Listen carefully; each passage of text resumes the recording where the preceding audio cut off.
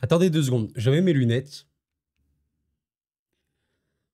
La VAR est formelle, cet homme n'est pas humain. Mesdames, messieurs, j'espère que vous allez bien. Oui, un petit peu d'humour quand même, parce que Monsieur Kylian Mbappé, semblerait-il, est en forme, j'en sais rien, mais bon, quand on le voit, son nez m'a l'air plutôt bien. Bon, évidemment, c'est juste une photo, mais voilà, j'espère que vous allez vraiment bien. On va parler de ce très beau Pays-Bas-France, mais aussi de ce Belgique-Roumanie, et également, je devais parler de ce Turquie-Portugal magnifique qui arrivera samedi à 18 h. Comme on a pu faire il y a quelques jours les pronostics de la Belgique et la France, on refait la même chose aujourd'hui, mais je rajoute Portugal-Turquie parce que c'est vraiment un match que je vais évoquer. Et avant de commencer totalement, je tiens à rappeler, ce sont certes des pronostics, mais n'oubliez pas que je ne me prends pas au sérieux.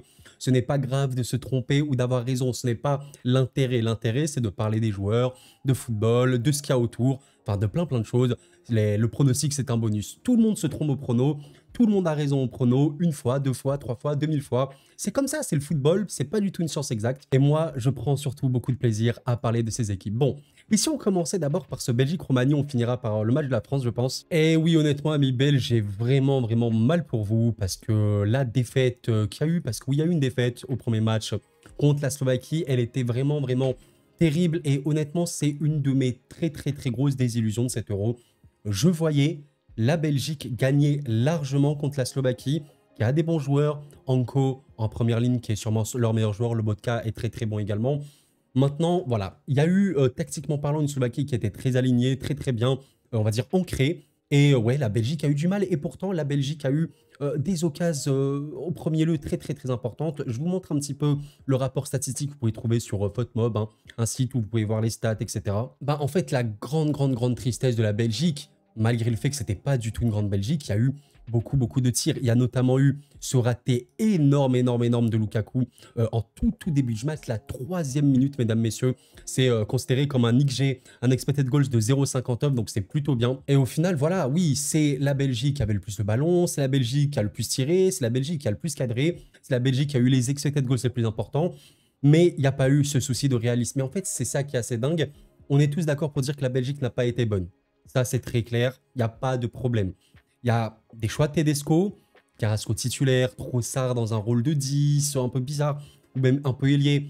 Alors qu'il y a De Bruyne, c'est pas bon. De Bruyne devait redescendre énormément.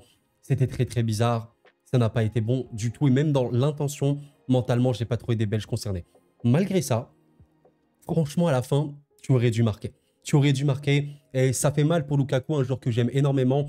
Mais il faut planter. Et il y a eu d'autres occasions. Il n'y a pas eu que lui, mais c'était la dure réalité. Alors maintenant, tu vas affronter la Roumanie qui est sur le papier, en tout cas, une des équipes les plus faibles de cet Euro. C'est largement un des petits poussés avec notamment la Géorgie, je suppose, même l'Albanie. Enfin bref, c'est une très petite équipe. Je vais même rappeler que sur Transfer Market, la Roumanie est littéralement classée dernière. En valeur marchande, la Roumanie, c'est 92 millions. Rendez-vous compte qu'un joueur comme Bellingham, comme Haaland ou comme Kylian Mbappé, qui sont cotés à 180 millions, c'est littéralement le double de la valeur marchande de la Roumanie. Et c'est pour ça que la Belgique, c'est malheureux pour eux, parce qu'ils ont la Roumanie dans leur groupe, également la Slovaquie, parmi les valeurs marchandes les plus faibles. Alors évidemment, ça ne fait pas tout. C'est pas une valeur marchande qui fait tout. Et on a vu une Roumanie très bonne, qui a eu un des résultats les plus énormes de cet Euro. 3-0 net, clair et sans bavure contre l'Ukraine, qui est une grosse équipe. Mais l'Ukraine, on va pas parler de l'Ukraine en développement, mais il y a une limite collective qu'on a senti, beaucoup de soucis à créer du jeu. Et la Roumanie, ok, 28% de possession, je suis d'accord, absolument rien du tout. Regardez un petit peu, c'est très faible, et pourtant 3-0, parce que un jeu vertical voilà, axial, ça va vers l'avant, des frappes soudaines, lointaines. Comment ne pas évoquer, évidemment, le but du fameux capitaine légendaire de cette sélection roumaine, Stanciu, exceptionnel but, un des buts de cet Euro pour l'instant. Et c'est là où la Belgique devrait être très lucide, parce que la Belgique, même si c'est pas une équipe de possession à proprement parler, elle aura la balle. Contre la Roumanie, c'est clair et net. La Roumanie, comment a battu l'Ukraine? Un pressing notamment qui est absolument délirant. Physiquement, j'ai senti des Roumains très forts. Honnêtement, je ne sais pas à quel point la Roumanie peut bousculer physiquement la Belgique, et je vais être très honnête avec vous. Moi, en début de compétition, tu me dis, premier match, Belgique-Slovaquie. Deuxième match, Belgique-Roumanie. moi, et honnêtement, je vois 6 points pour la Belgique. Peut-être que tu as encaissé un petit peu des buts, mais si sur les 2 matchs, tu as mis 6 buts, même 7 buts, ben, c'est pas étonnant. Même si la Roumanie, c'est plutôt une vraie bonne défense. Mais là, avec le match qu'ils ont pondu contre la Slovaquie, ça fait un peu peur. Ça fait un peu peur. Donc, amis belges, vous me dites un petit peu ce que vous en pensez, ou même si vous ne supportez pas la Belgique, n'hésitez pas à me dire votre ressenti. Je ne dirais pas que je suis particulièrement serein. Je ne vais pas vous mentir, je ne suis pas méga serein, alors que voilà, sur le papier, il n'y a pas photo. Ce qui est vraiment dingue avec la Roumanie, c'est que même quand on voit un petit peu les éliminatoires de l'Euro, ben, on sait que la Roumanie a fait une campagne exceptionnelle où tu termines premier. Sans défaite et 5 petits buts encaissés. Ben oui, c'est dingue de dire que Roumanie-Ukraine, il y a eu un 3-0. Là, tu fais un clean sheet contre Liechtenstein, clean sheet contre la Bulgarie. Là, tu as pris quand même 3 buts contre la Colombie, tu as perdu. 1-0 la Suisse quand même. Et ça, c'est plutôt pas mal. Il y a pas mal de matchs où la Roumanie arrive à faire un truc plutôt bon. Et je pense qu'on n'attendait pas une Roumanie aussi bonne, on va dire, dans la transition. Parce que c'était très fluide. Et le joueur, on va dire, un peu connu, un peu coté de cette sélection romaine, c'est Dragusin, qui est joueur à Tottenham, 22 ans, très jeune, qui a une vraie cote, 25 millions. C'est littéralement un quart de l'effectif total de la Roumanie. Donc c'est vraiment le meilleur joueur de cette sélection. C'est pour ça qu'ils sont pu se qualifier notamment. Grosse assise défensive. Mais ouais, très surpris de cette capacité à se projeter. Donc pour les Belges, ça va être très simple. Est-ce que la Belgique arrivera à contenancer ses contre-roumains? On verra bien, on sait que c'est pas leur méga point fort. On a vu aussi une Belgique qui peinait à créer du jeu face à la Slovaquie, qui aussi n'avait pas forcément beaucoup le ballon, enfin avait quand même. Mais là, la Roumanie sera encore plus le bus. Écoutez, je sais pas, je saurais même pas vous dire, est-ce que la Belgique va se redresser? Il y a quand même eu, même malgré la défaite contre la Slovaquie, il y a eu des occasions. Au bout d'1 minute de jeu, 2 minutes de jeu, 3 minutes de jeu, comment Doku accélère, dribble sur son côté, et Lukaku, s'il peut terminer les actions, ou De Bruyne, il y a 1-0, potentiellement après il y a 2-0 et ça déroule. Parfois c'est le déclic, tu l'as et c'est fini. Je pense qu'ils vont marquer contre la Roumanie, j'ose espérer quand même, et à partir de là je pense que ça peut dérouler.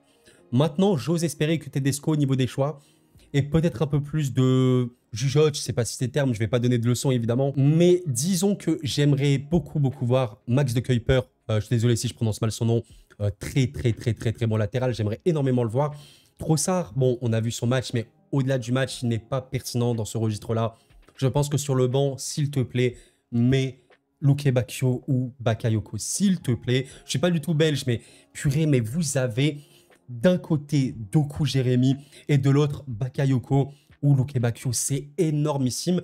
Et le fait d'avoir fait ce choix de mettre Trossard et d'avoir comme seul vrai gros percuteur Doku, je trouve que c'est un handicap quand même. Quand tu as Doku plus Bakayoko de deux côtés, c'est très perturbant pour les adversaires parce que tu sais pas comment tu dois défendre. Alors que si tu as un seul qui percute, automatiquement, tu peux concentrer un peu plus ton regard sur ça.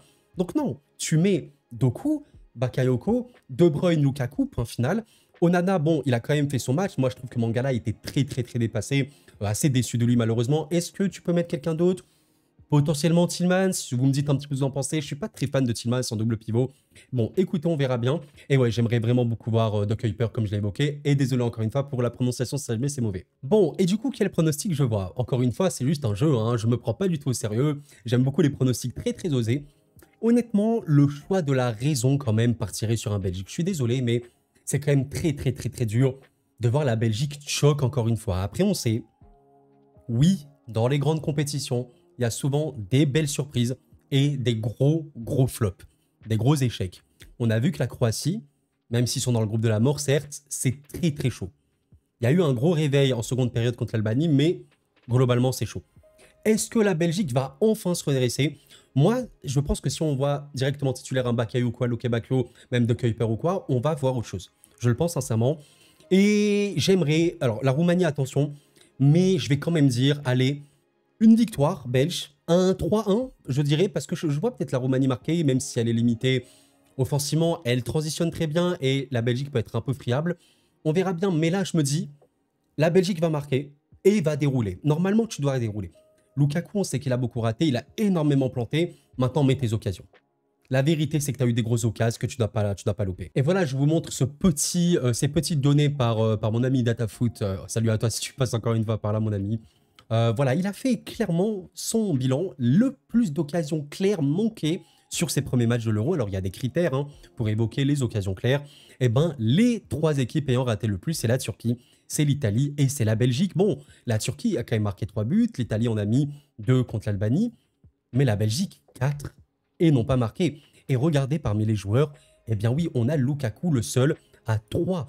3 à lui seul, c'est beaucoup, beaucoup trop. La Belgique n'a pas perdu contre la Slovaquie parce que défensivement, c'était friable, parce que machin et tout.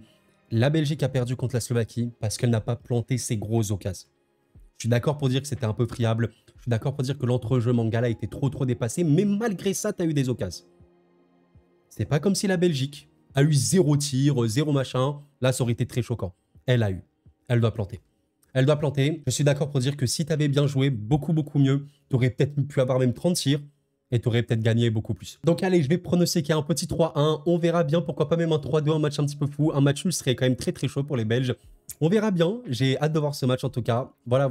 Quel match absolument formidable, mesdames, messieurs. Et je pense vraiment premier degré. Ok, il y a Espagne-Italie que je n'ai pas encore vu. Je tourne la vidéo en avance, évidemment. Franchement, Turquie-Portugal sur le papier, c'est le match qui m'hype le plus. Et honnêtement, on parlait de pronos, c'est voilà, c'est pile ou face, on peut pas savoir. Typiquement, ce genre de match, il est impronosticable. De manière générale, le football, c'est impronosticable, mais ce match-là, Turquie-Portugal, dites-moi votre avis.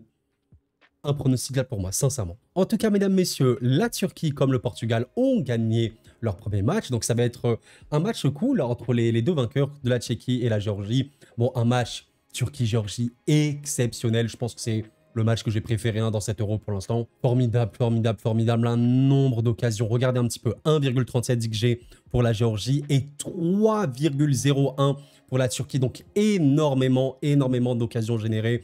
On a quand même un nombre de tirs conséquent pour les Turcs, 22, 8. Et globalement, oui, la victoire est méritée pour les Turcs face à la Géorgie, même si la Géorgie peut être un peu malheureuse, aurait pu revenir. Il y a eu des occasions tellement énormes. Mais bon, voilà, c'est très dur de ne pas aimer cette sélection turque, il faut le dire. Ah, t'as quand même des joueurs qui sont formidables. Hein. On va pas tous les évoquer, mais rien que quand tu vois les 2 très jeunes, Yildiz et Güler, absolument exceptionnel. Je suis désolé hein, pour les prononciations si jamais. Formidable, hein, le but qui te met en pleine lucarne, magnifique. Koksu, exceptionnel sur ce match-là. Kadioglu, vraiment, je trouve un peu sous-côté, super fort. Enfin bref, il y a une vraie belle équipe. Quand tu sais que Çalhanoğlu, un des meilleurs milieux de ces dernières années, et en plus là en tant que capitaine, c'est énorme. Ils ont fait une prestation très sérieuse et on n'est pas du tout sur la Turquie d'il y a 3 ans à l'Euro 2021. C'est ça qui est vraiment super cool. Cette fraîcheur nouvelle, c'est quand même quelque chose de super intéressant. Bon, maintenant, ouais, tu vas affronter une équipe qui est forte, qui est très forte, mais qui a eu du mal. Hein. On voit que le Portugal a battu la Tchéquie à la 92e minute en perdant 1-0. Mais généralement, si tu perds 1-0 et que tu arrives à gagner, surtout en fin de match, mentalement, tu peux être très chaud. Donc oui, le Portugal est très chaud mentalement. Oui, franchement, on peut dire que le Portugal est une équipe de possession. Parmi les qualifs, c'était les équipes qui avaient le plus gros volume de possession. Elle aime avoir la balle, 73%. C'est super chaud contre un bloc bas. N'oublions jamais que dans le football, le plus dur, je pense que c'est de battre un bloc bas. C'est super compliqué. Tu peux voir même une équipe de première division contre une deuxième division, même en dessous, bah, si elle met un bloc bas très serré, que ça fait un bon pressing individuel à chaque fois, c'est très dur de gagner. Et voilà, honnêtement, bon, là, le Portugal a eu beaucoup de mal. Au final, il y a eu des très bonnes actions. Ils auraient pu marquer en première mi-temps. Il faut le dire, il y a quand même une qualité, bon, bah, mesdames, messieurs, absolument dingue, hein, que ce soit le 11 titulaire ou que ce soit le banc, c'est vraiment choquant. Mais ouais, peut-être un peu de mal à créer dans le petit espace. Il y a eu surtout des centres qui ont amené un but. Hein. C'était surtout les centres au second poteau qui ont fait beaucoup de mal à la Tchéquie. Mais bon, oui, on a un des effectifs les plus denses, les plus forts de cet Euro. Voilà, même les entrants qui ont fait le taf. Hein. Quand c'est Sao, forcément, qui a marqué sur un centre de Pedro Neto, c'est assez dingue. Une équipe de fou. Et honnêtement, je peux comprendre que le Portugal n'a pas fait l'impression la plus forte. Comprenons que c'était vraiment un bloc bas. Et c'est pour ça que ce Turquie-Portugal va être absolument choquant.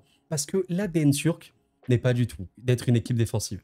Pas du tout. Et au contraire, une équipe au-delà d'être offensive, qui ose, qui ferme pas le jeu et qui va aller vers l'avant.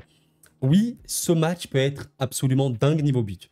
J'insiste là-dessus. Alors, le Portugal, je trouve, est plutôt bien en vrai défensivement, mais attention, c'est honnêtement, voilà, par rapport aux valeurs marchandes, Portugal est troisième, plus d'1 milliard de valeur marchande. La Turquie est dans le milieu avec 324 millions. C'est normal, hein, c'est une très très bonne équipe. Maintenant, oui, je pense que ce pronostic est ultra compliqué. Tout peut arriver. On voit que les gens pronostiquent 1-2 en majorité pour le Portugal, 1-3 même, 21% pour le Portugal et 0-2 pour le Portugal. Donc les gens voient grosso modo le Portugal gagner. D'ailleurs, quand on regarde un petit peu les probabilités de victoire ici sur Google, on voit quand même que oui, le Portugal est à 61%. Bien évidemment que le Portugal est favori de ce match-là. Sachant que la Turquie, vous l'avez compris, ne posera pas le but. Normalement, c'est pas l'ADN. Et s'ils posent le but, j'ai peur que ça soit mal pour eux parce qu'ils ne peuvent pas défendre bloc bas. C'est pas leur ADN. Donc, potentiellement, beaucoup plus de clés de victoire, beaucoup plus de génération d'occasions créées pour le Portugal, qui aura normalement le pied sur le ballon. La Turquie n'est pas vraiment une équipe de possession, mais plutôt une équipe qui est très verticale, qui va vraiment aller instantanément vers l'attaque sans réfléchir. Quand je dis sans réfléchir, c'est-à-dire on y va, on se projette, la projection très très bonne. Malgré le bloc bas, il y a eu des joueurs d'un niveau exceptionnellement bon, je pense notamment à Vitinha, qui a fini homme du match, très bon. Nuno Mendes a été plutôt bon, il a été repositionné. Dans un premier temps, il était un peu comme un défenseur, il est un peu plus rentré intérieur en mode piston en second temps et c'était beaucoup mieux. Bruno Fernandes, je crois qu'il a eu le record de passes clés, d'occasions créées, générées et tout de la première journée de l'Euro, donc bon, ça en dit long. Mais ouais, c'est un peu l'attaque qui a pas été très bonne. Bon, Bernardo, je l'ai trouvé dans un rôle un peu bizarre. Léao, il a fait des choses, mais aussi beaucoup de déchets. Bon, écoutez, on verra bien. De toute façon, vous l'avez compris, tout peut arriver. Moi, je pense vraiment que la Turquie marquera. J'ai quand même beaucoup de mal à me dire que le Portugal peut faire un clean sheet sur ce match-là. Maintenant, tout est possible, on l'a compris. Que va-t-il arriver en soi? Est-ce qu'on voit, allez, un score comme ça un peu classique, du 1-2, même du 1-3 pour le Portugal, ou est-ce qu'on voit un truc un peu plus fou, un 2-3, ou je sais pas, même, allez, on va être fou, 3-3. Franchement, tout est possible. Sincèrement, tout est possible. On a quand même vu une Turquie qui, vous l'avez vu contre la Géorgie, peut être friable. La Géorgie est vraiment un des plus gros petits poussés. C'est un tout petit poussé de la compète. C'est dur pour eux. Ils ont quand même eu des actions exceptionnelles. Ils sont pas censés se générer autant. Et on sait que la Turquie, bon, ça a pris récemment un 6-1 contre l'Autriche. Donc oui, tu peux te prendre beaucoup de buts. J'ai peur pour la Turquie à ce registre-là. Honnêtement, quand même, je me dis que ils peuvent peut-être changer tactiquement et se dire on va être beaucoup plus resserré. Ça me semble quand même chaud pour les Turcs. Honnêtement, je rêverais qu'il y ait un score de malade mental. Et pour le LOL, pour le fun, on va pronostiquer un petit 4-2 pour la Turquie. Alors oui, c'est un pronostic complètement fun. Voilà, je me prends pas du tout au sérieux. Mais je me dis que ça peut typiquement être le match. Bah, vous voyez, le Turquie-Géorgie, il a été fou parce que les deux équipes ne calculaient pas trop, allaient vers l'avant. Et voilà, on réfléchit pas, on y va. Et on ferme pas le jeu et tout. C'est super bien. Bah franchement, si c'est le même match, la qualité offensive turque, elle est folle. Il n'y a pas de problème.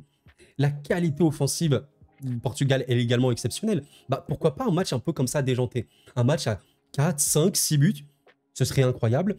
Globalement, oui, je vois le Portugal favori sur ce match-là. On est, je pense, sur du 60-40, même du 65-35, je pense, pour le Portugal. Et je pense que ce sera, oui, plus simple pour eux, parce que la Turquie ne jouera pas en bloc bas comme la Tchéquie, ne fermera pas le jeu, donc il y aura normalement plus d'occasions générées. Et voilà, ça me semble être intéressant. La Turquie, pour moi, pourra marquer notamment en contre, où ils sont plutôt bons, ils ont des bons joueurs de contre. On a vu que le Portugal avait peut-être un peu de mal à transitionner. Nous verrons bien, mais ça peut être un match tellement dingue. Honnêtement, je serais déçu que ce match termine juste 1-0 ou 1-1. Oh là là, je veux beaucoup de buts. En vrai, s'il y a énormément d'occasions, allez, on va dire ok, ça passe. Mais je veux un match excitant. Je veux un match explosif dans tous les sens et tout. On aime ça. Vous me donnerez votre avis. J'ai trop hâte de ce match. Alors, je pense que c'est vraiment le match qui me hype le plus de loin.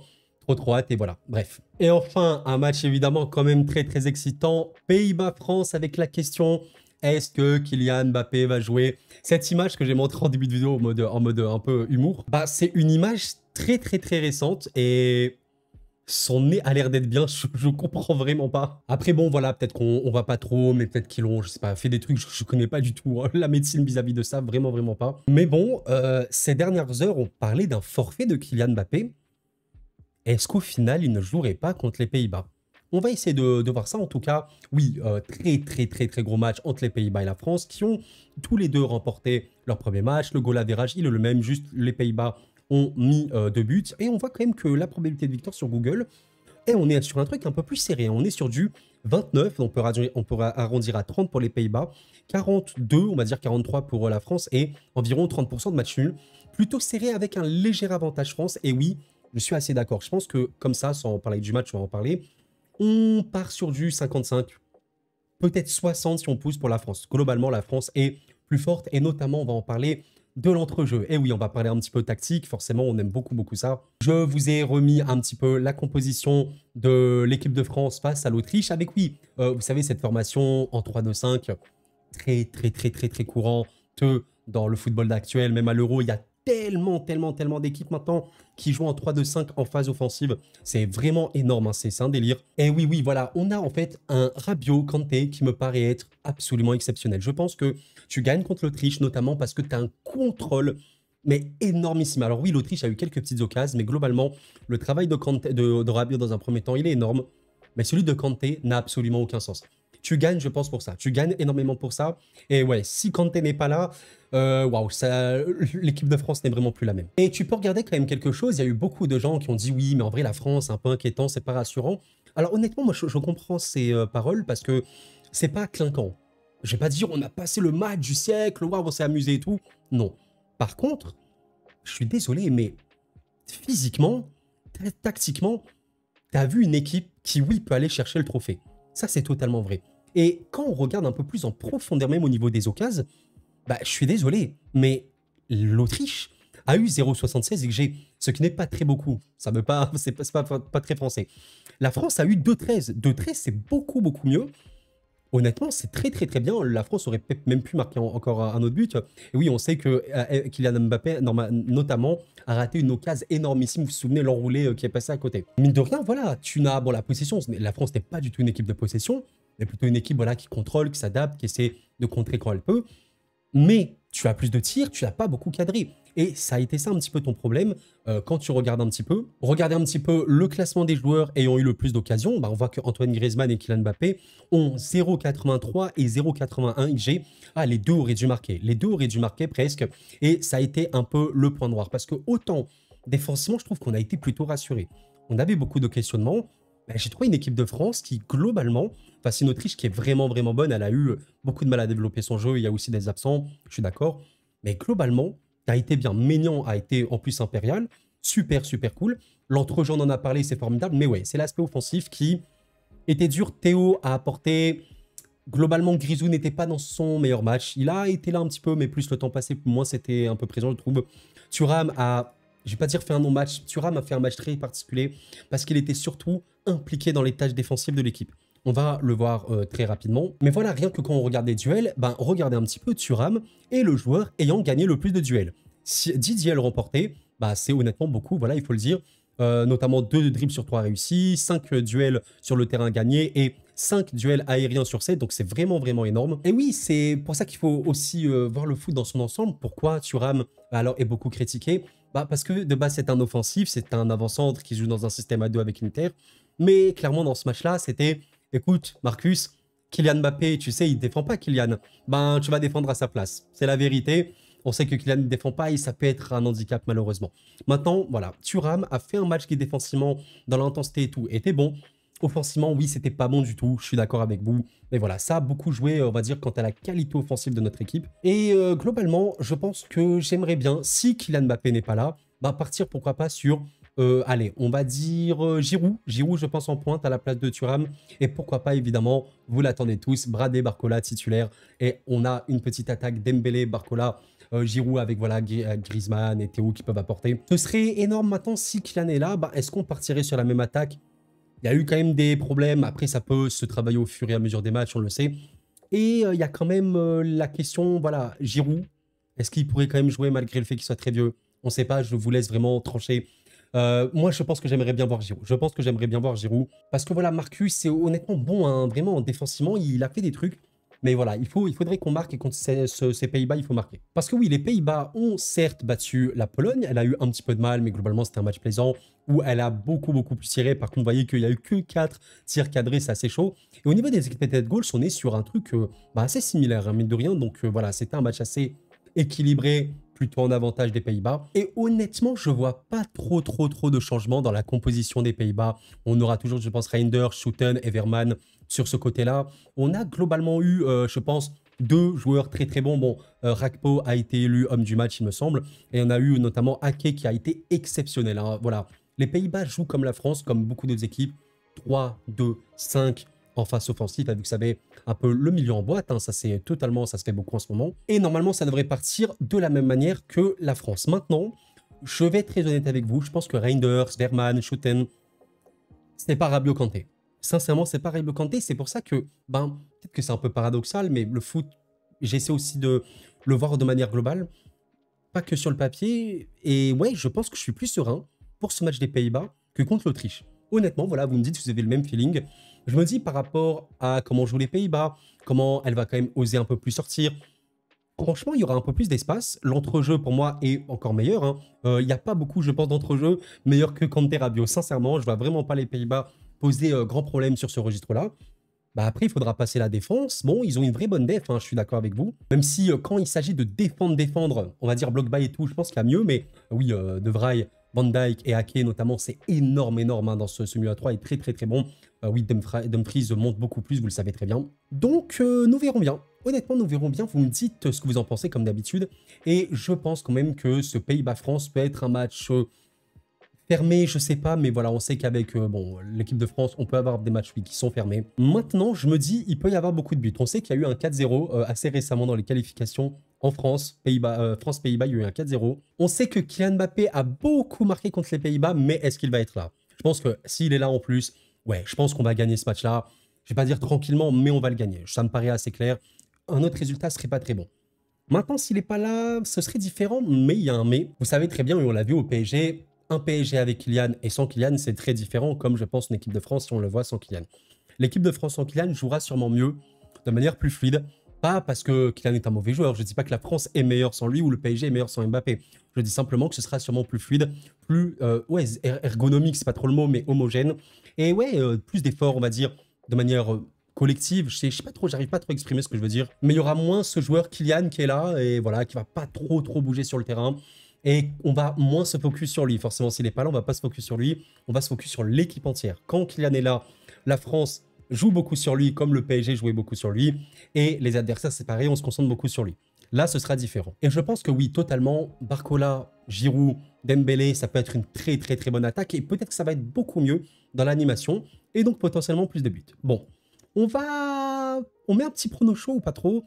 Bon, je vois que le pronostic le plus joué, c'est vraiment le 1-2, 30%. En vrai, je suis assez d'accord. Hein. Je pense que c'est vraiment, entre guillemets, le prono le plus probable. Hein. Ça veut rien dire dans le football, on l'a bien compris maintenant. Mais c'est vrai que le 1-2 me paraît être très bon comme résultat. 1-3 pour la France, quand même, l'autre résultat le plus mis avec le 2-3, un match avec beaucoup de buts. Et de 2 à 11%. Franchement, je sais pas. L'Autriche, vous vous souvenez, si vous avez vu ma vidéo, je sentais que le match nul était vraiment possible. Vraiment, il y avait un petit truc, surtout que c'est dur de rentrer dans les compètes. Maintenant, ouais, ce match-là, je sens le nul peut-être, mais je sens plus la victoire. Honnêtement, je sens plus la victoire pour l'équipe de France. Par contre, je vous mens pas et je sous-estime pas du tout hein, cette équipe des Pays-Bas hein, qui est honnêtement bonne. Hein, je n'en ai pas trop parlé, mais la qualité offensive, c'est ce qui pêche le plus pour eux. Ils ont quand même des joueurs de top niveau. Hein, Simons, Depay, Rakpo. Maintenant, oui, voilà. Simons n'a pas fait voilà, l'unanimité sur le premier match, même globalement avec les Pays-Bas, c'est dur. Memphis, bon, vous avez vu. Et Rakpo a été plutôt très bon. Lui, pour le coup, il a vraiment été là. Maintenant, ouais, c'est un peu là où il pêche le plus. Donc, j'ai du mal à voir quand même les Pays-Bas marquer autant, alors qu'on a vu que la France était plutôt solide. Un but, ça me semble OK. Plus, ça me semble chaud. Et vous savez quoi? Je vais mettre un 2. Je pense que je vais mettre un 2. Allez, est-ce que j'ai vraiment envie de mettre le 1-3 pour jouer encore plus? Ça me paraît être un peu trop, mais je sais pas, les gars. Allez, en vrai, allez, 0-2. Allez, 0-2, je suis énervé. Pourquoi pas mettre un petit 0-2? Les Pays-Bas ne vont pas marquer. 2 clean sheets pour la France. En vrai, je pense qu'ils vont marquer. J'ai envie de mettre 0-2 pour faire un pronostic un tout petit peu plus original que ceux qui sont ici. Mais voilà, globalement, je pense qu'on est sur du 60-40 pour la France. La France m'a l'air d'être favorite. La France dominera l'entrejeu. Il y aura sûrement plus d'occasions parce que les Pays-Bas vont sûrement moins être rudes. Plus moins garer le bus que l'Autriche. Et voilà, vous me dites ce que vous en pensez. On verra s'il y a Mbappé. Franchement, s'il y a Mbappé, je pense que ouais, il va marquer, ça me paraît assez clair. Maintenant, ouais, est-ce que son nez est défoncé? On verra bien. Et voilà, les amis, la fin de ces 3 pronos. J'espère vraiment que vous avez apprécié la vidéo. Je remercie les personnes qui penseront au like avant de partir. Merci infiniment, vous aidez énormément la chaîne. Et voilà, bon, des pronostics un petit peu osés. Hein. Le 2-0 aux Pays-Bas, encore lui, ça va. Mais le 4-2... Portugal-Turquie, il me fait assez rire, mais honnêtement, j'ai tellement envie qu'ils il se passe une folie, peut-être même que la Turquie gagne. Honnêtement, c'est tellement possible. Et le Belgique-Roumanie qui maintenant, ouais, les Belges doivent marquer. Je pense que si les Belges marquent, la situation va se décanter. Bref, d'ici là les amis, portez-vous bien, excellent euro à vous encore une fois, c'était Koro, et la paix sur vous.